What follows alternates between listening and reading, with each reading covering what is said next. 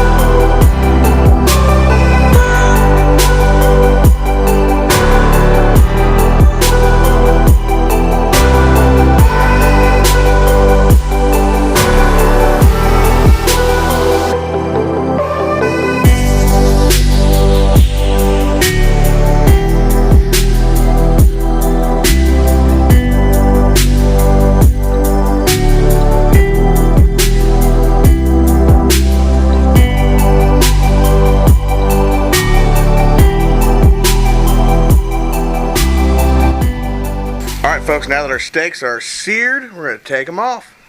Alright folks, here we go. I'll see if I get the camera to focus. Let's see. There we go, look at that bad boy. Alright, now, let's give her a taste. It looks pretty good.